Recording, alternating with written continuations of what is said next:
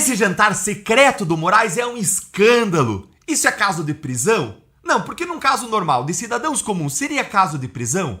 Essa é a pergunta que a gente tem que responder, porque 2 ministros do Supremo Tribunal Federal marcaram, organizaram e participaram de um jantar de 3 horas com o presidente da República, com o presidente do Senado.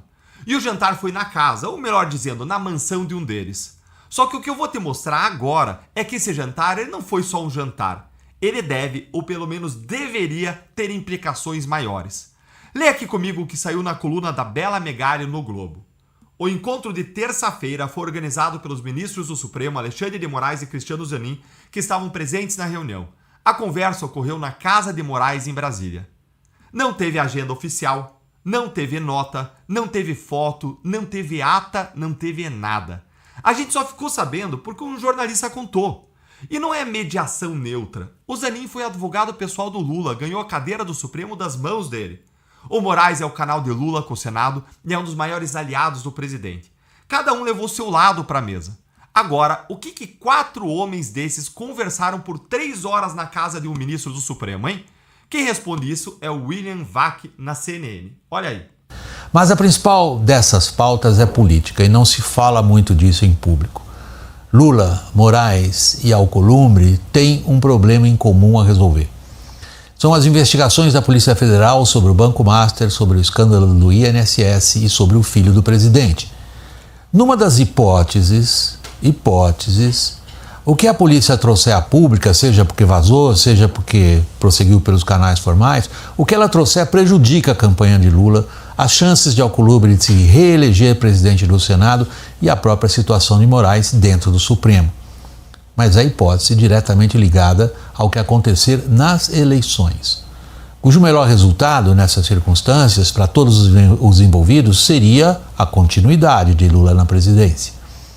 Vocês entenderam? O denominador comum naquela mesa são 3 investigações da Polícia Federal e o interesse virtual de que Lula permaneça na presidência. Para e pensa comigo. Alcolumbre está enrolado no Master, Moraes também. Lula tem Lulinha enrolado no escândalo do INSS que acabou de bater na porta do seu chefe de gabinete, levantando a hipótese, como ele disse, hipótese a ser investigada de que a investigação possa avançar sobre ele mesmo, Lula. Os 3 precisam da mesma coisa, que é a inação da Polícia Federal, ou que não entregue o que apurou, ou não avance as investigações, e se avançar, anular. E há outros interesses ainda em relações cruzadas, além do interesse de que as investigações não avancem no Supremo. O Zanin advogou para Lula, é grato pela nomeação. Lula quer se eleger e depende de decisões e de apoio do Congresso ou do Supremo. Alcolumbre o mesmo, quer se reeleger inclusive na presidência do Senado. Moraes quer sobreviver, especialmente se o Senado for preenchido com muitos senadores de direita. E ele depende do Alcolumbre para barrar o impeachment. Agora deixa eu te falar como que isso seria tratado se eles fossem um cidadão comum.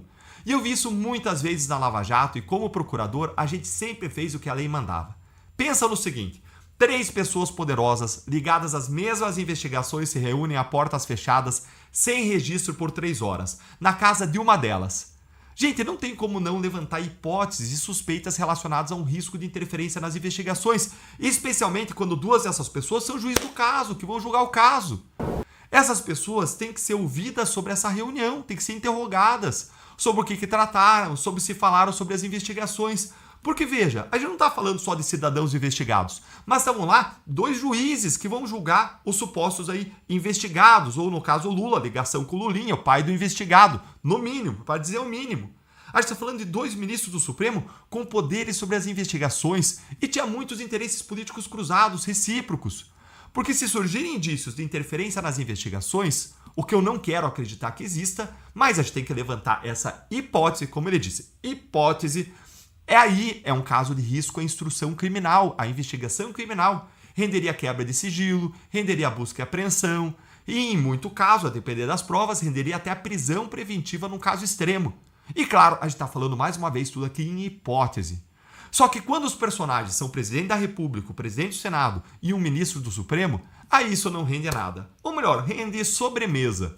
Rende tapinha nas costas, um abraço, reconciliação, aí é tudo normal. Mais um dia normal em Brasília. E tem ainda o assunto que o Lula quer destravar com o Alcolumbre. Os 2 estavam rompidos desde abril, quando o Senado rejeitou o advogado-geral da União, Messias, para a vaga de Barroso no Supremo. E Lula quer voltar com o mesmo nome. Quem reabriu o canal para essa conversa foram 2 ministros da corte, onde a cadeira está vazia. Eles estão ajudando a escolher o colega que vai votar do lado deles. Eles pediram algo em troca ao Lula? E se pediram, o que pediram? É isso que a gente não sabe. Aliás, a gente não sabe nada. Mas o Brasil inteiro deveria saber. Quem aprova ministro do Supremo é o Senado, e foram 42 senadores que barraram o Messias. E quem processa e julga impeachment de ministros que abusam do seu poder